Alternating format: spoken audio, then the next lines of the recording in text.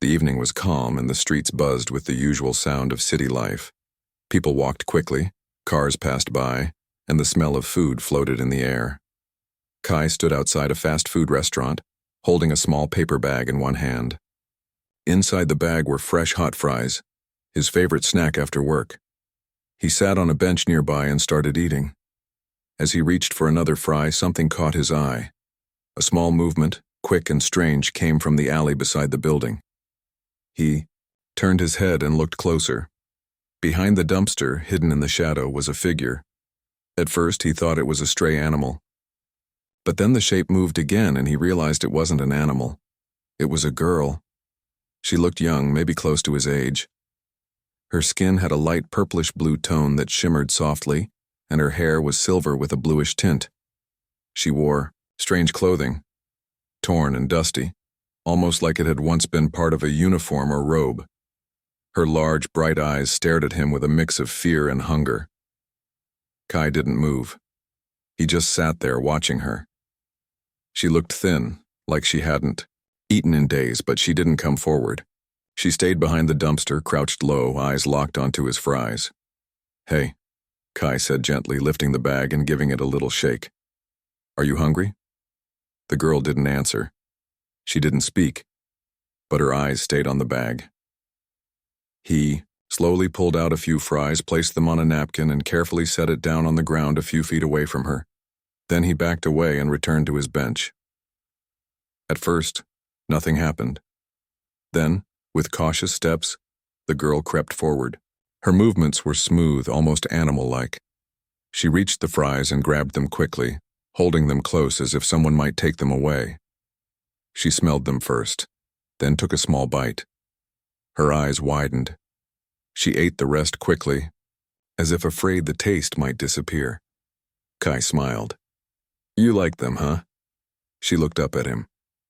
For a moment, their eyes met, and something strange happened. She didn't speak, but she nodded, just once. He pulled out more fries and set them on the same napkin. Again, she crept forward, took them, and ate. She stayed quiet, but she didn't run. It was as if his quiet voice and slow movements made her feel safe. A few minutes passed. The sun was setting and the shadows grew longer. Kai stood up, brushing crumbs off his pants. "I should go," he said. The girl didn't answer. She just watched him. Kai walked away, thinking the moment was over. He didn't know her and she didn't speak. She would probably disappear again. But when he reached his apartment and turned to unlock the door, he felt a presence behind him. He turned around and there she was, the same alien girl. She stood a few steps behind him, barefoot and quiet. Her expression was unreadable. She didn't look scared now, just focused. Kai blinked. "You followed me?" No answer. He looked around. People passed by on the street, but no one paid attention to the strange girl. Maybe they just thought she was in a costume. He sighed. "Look, I don't know where you're from, but you can't just follow strangers home." Still no answer. He opened his door and stepped inside. Before he could say anything else, she stepped forward and sat down. Right outside his door. She curled up like she was settling in for the night. Kai stared at her through the open door. "You're really not going anywhere, are you?" She closed her eyes. Kai scratched the back of his head. "Fine. But if you're still here tomorrow morning, we need to figure something out." He went inside and closed the door gently. That night he couldn't sleep. He kept thinking about the girl. Where did she come from? Was she from another planet? Why was she alone? And why had she followed him? The next morning, as sunlight peeked through the curtains, Kai opened his door. The girl was still there. She stood up when she saw him and gave a tiny nod. It wasn't a bow. It wasn't a greeting. It was something else, like trust. He handed her a banana. She sniffed it, peeled it the wrong way, then bit into it. Her face lit up. Kai sighed. "All right, looks like I have a guest now." And just like that, The quiet act of sharing fries had turned into something far bigger than he ever expected. The next few days were strange for Kai. Every morning when he opened the door, the alien girl was there, either sitting, sleeping, or watching the street. She never asked for anything. She just stayed near. And whenever he stepped outside, she followed him like a quiet shadow. Kai lived in a small apartment on the edge of the city. He didn't have much: a tiny kitchen, an old couch, and a foldable table. But now it felt like he had something more. A quiet visitor from the stars. He started calling her Rena. She didn't protest. In fact, she repeated the name slowly, like she was learning to speak for the first time. "Rena," she said one morning, touching her chest. Kai smiled. "Yeah, that's you." Each day, Rena became more curious. She watched how he used the microwave, how he washed his face, how he brushed his teeth. She copied him, though sometimes in the wrong way. Once she tried to eat soap thinking it was food. Kai stopped her quickly. No, that's not a snack," he said, gently taking it from her hand. She tilted her head and sniffed it again. "Not food. That's right, not food." Though she spoke very little. She understood more than he expected. She listened to his words, followed simple instructions, and even tried to help. When Kai cleaned the apartment, Rena helped fold his clothes, though most of them ended up in strange piles. Kai couldn't help but laugh. "You're trying. That's what matters." But something else was growing too: her protectiveness. One afternoon, a delivery driver brought a box of groceries to Kai's door. As soon as the man stepped too close, Rena stood in front of Kai and stared at the stranger with cold, glowing eyes. Then she growled. It was low and soft, but it sounded real, like an animal warning another to stay away. The driver froze. Man, is she okay?" Kai moved quickly. "It's fine. She's just not great with strangers." He thanked the man, took the box, and closed the door. Rena relaxed and looked up at him. "You don't need to growl at people," he said gently, but she looked confused. "They come near." Kai blinked. "You were protecting me?" Rena nodded. Kai sighed. "I get it, but you can't scare everyone. We'll talk about it." That night, as they ate dinner, he noticed more glowing marks on her arms. They looked like soft blue symbols, circles, lines, and small patterns. They didn't hurt her, but they seemed to appear and fade depending on her emotions. "Is that part of your species?" he asked. "Or is it something else?" Rena touched the marks. "Test, made in lab." Kai leaned forward. "You were created? Changed?" She nodded slowly. "They changed me, to feel strong, to smell fear, to choose one." "One?" Kai asked. She looked at him directly. "You gave food. You are mine now." Kai's heart skipped a beat. "Wait, what do you mean? Yours?" She said nothing more that night. The next day, Kai tried to bring her to a local shelter. He thought maybe someone could help her there. Give her a safe place to stay, a doctor, maybe even help her find her way home. But the moment they got near the shelter, Rena's eyes darkened. She stopped walking. "Come on," Kai said, pointing to the entrance.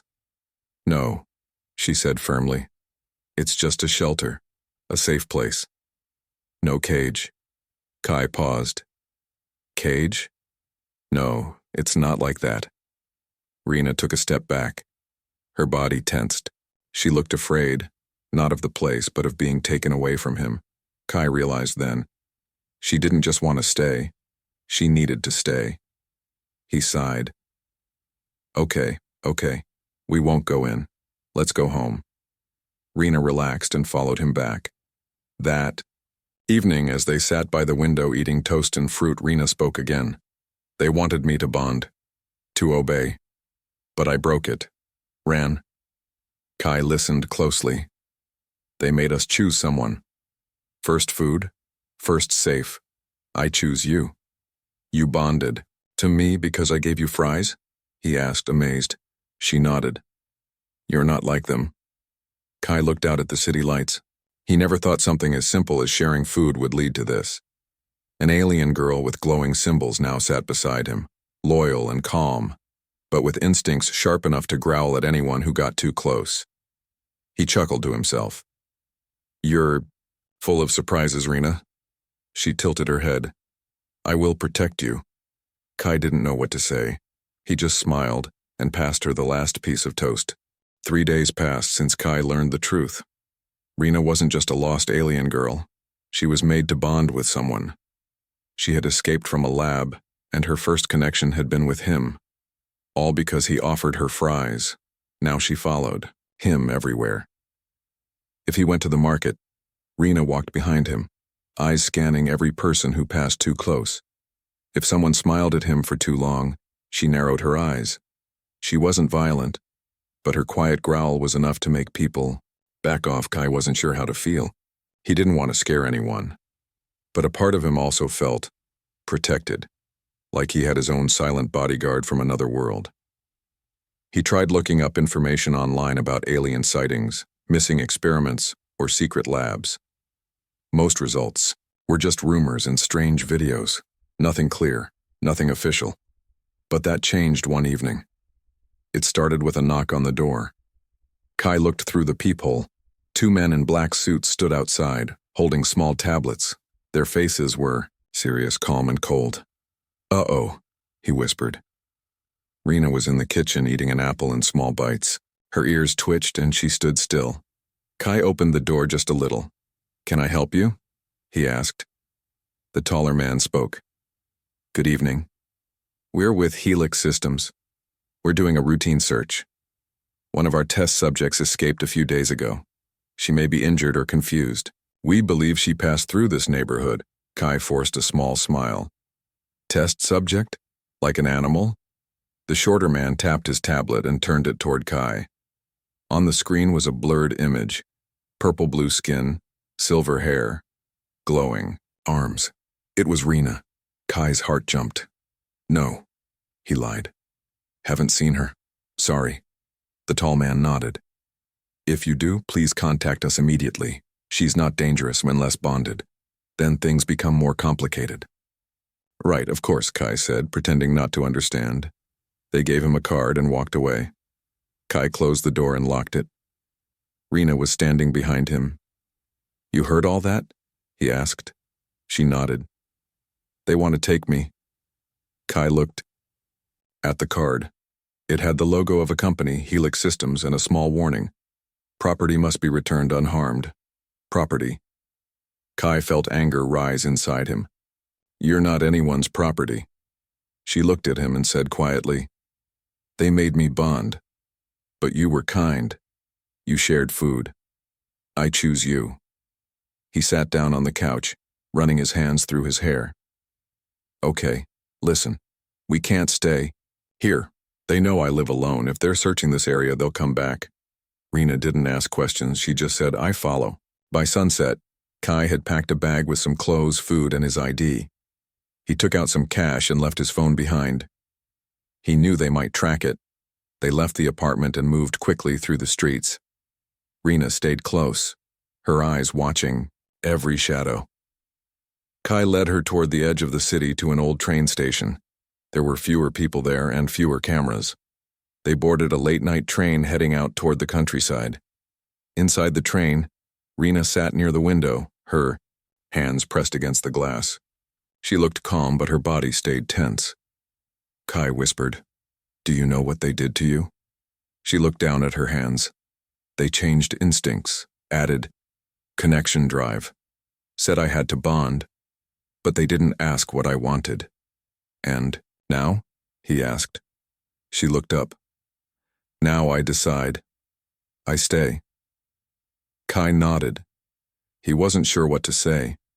He didn't know why he cared so much. Maybe it was because she reminded him of someone just trying to survive. She never asked for anything, just stayed close, calm, and loyal. They arrived at a quiet village by morning. Kai had a friend there who owned a small greenhouse and sometimes let him stay during summer trips. He hoped it was still empty. Thankfully, it was. They took shelter. Inside, An old wooden room behind rows of flowers and glass walls. It smelled like soil and sunshine. Rena touched the flowers gently. Safe? For now, Kai said. That afternoon they sat outside on the steps eating crackers and dried fruit. Rena pointed to the sky. Many stars. My world is far. Kai looked up. Do you want to go back? She shook her head. Not if they're there. I'm not theirs. He nodded. We'll keep moving. I'll protect you too. She smiled slightly. We protect each other. But peace didn't last. Later that night, Kai checked the public news screen at the village bus stop. A new alert showed the same two men from Helix Systems. The headline read, Company offers reward for return of escaped research unit. Public advised not to engage. His chest tightened. They weren't going to give up. He returned to the greenhouse and found Rena sitting near a soft light, her eyes glowing faintly. They're still hunting you, he said. She stood up. Then we run together. Kai knew their time in the village was short. The news about the escaped research unit and the reward for her return spread quickly. The people in the village whispered about the alien girl and the man who protected her. Some were curious, others afraid. One evening, just as the sun set behind the hills, Kai heard the faint sound of engines and voices outside the greenhouse. He looked through the glass walls and saw several black vehicles parked nearby. Men in dark uniforms stepped out holding weapons and scanners. They found us, Kai said quietly. Rena stood behind him, her body tense. Her eyes glowed softly in the dim light. We need to move, Kai said. Rena nodded and followed him through the back door. They slipped through the forest behind the greenhouse, moving fast but careful. Her steps were quiet, like a shadow. Kai led her to an old underground tunnel he knew from exploring as a child. It was part of the city's old subway system, closed for years and forgotten. The tunnel was dark and cold. The walls were damp, and the air smelled like earth and metal. Rena looked around, uncertain. Safe? For now, Kai said, lighting a small flashlight. We can hide here. They won't find us easily underground. They walked deep into the tunnel, the sound of their footsteps echoing softly. Kai used his phone's map to guide them toward a section he remembered, a small maintenance room with a hidden door. When they reached the door, Kai pushed it open. Inside was a dusty room filled with old tools and empty boxes. This will be our safe place, Kai said, pulling out a blanket from his bag. Rena sat down quietly. She looked tired but alert. Outside, the sounds of searching voices and footsteps moved over the tunnel entrances. Kai listened carefully. They won't stay long, he said. They don't know this place well. For the first time since she came to Earth, Rena spoke freely. I am not like others, she said softly. They want control. I want freedom. I want to protect you. Kai smiled. I'm glad you're here. I don't think I could do this alone. They shared a small meal and rested. Kai thought about everything that had happened, how a simple act of sharing fries had changed his life forever. In the days that followed, Kai and Rena learned to live underground. They found old supplies and cleaned the room. Rena's strange glowing symbols sometimes pulsed with light when she was upset or scared. Kai comforted her, telling her everything would be all right. One evening, while Kai was checking the tunnel map, he heard a soft growl behind him. Rena stood at the doorway, her eyes sharp and glowing bright blue. Someone is coming, she warned. Kai looked up and saw a figure in the distance moving slowly through the tunnel. Rena stepped forward, low growl growing louder. Kai raised his hands. Wait, it's not them. The figure stepped closer. It was a young woman, dressed in a worn jacket and carrying a small bag. Are you lost? She asked, eyes wide. Kai nodded. Yes, we're hiding. The woman smiled gently. I know a way out, but it's dangerous. Rena relaxed, but stayed close to Kai. Together, The three moved deeper into the tunnels. The woman explained. There was a secret exit through an old maintenance shaft, but it was guarded by security drones. Kai's heart raced. "We have to be careful," he said. Rena nodded, her eyes glowing with determination. They reached the shaft. The metal door was old but locked tight. The drones hovered nearby, scanning the area. Rena took a deep breath. "I will distract them." Kai protested. "No, you're too valuable." She looked at him and smiled softly. "I protect you. I do this." With quiet steps, Rena moved toward the drones. Her body glowed faintly as she approached. The drones detected her presence and moved toward her. She growled, loud and fierce. The drones hesitated. Using her speed, Rena dodged the drones' scanners, moving fast through the shadows. Kai and the woman moved to the door and found a control panel. Kai worked quickly, trying to hack the old system. Suddenly, a drone spotted them and flew toward the panel. Rena returned, her growl louder than before. The drones backed away, confused by her strength and speed. Kai managed to open the door. "Go," he shouted. The three climbed through the shaft and emerged into a quiet forest outside the city. Rena looked around, breathing deeply. "Free." Kai smiled and took her hand. They knew the fight was not over. But for now, they had escaped. The forest was quiet except for the soft sounds of leaves underfoot and the occasional bird call. Kai and Rena stood just outside the city, away from danger, but their journey was far from over. Kai looked at Rena. Her skin still glowed faintly, and her eyes scanned the trees around them. She was alert and strong, but there was a calmness now, a feeling of peace he hadn't seen before. "We're safe here for a little while," Kai said. "But we can't stay forever." Rena nodded. "They will keep looking." Kai sighed. "Yeah, but maybe now we can plan, not just run."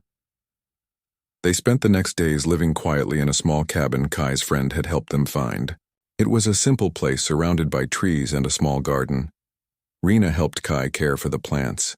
She loved watching the green leaves and flowers grow.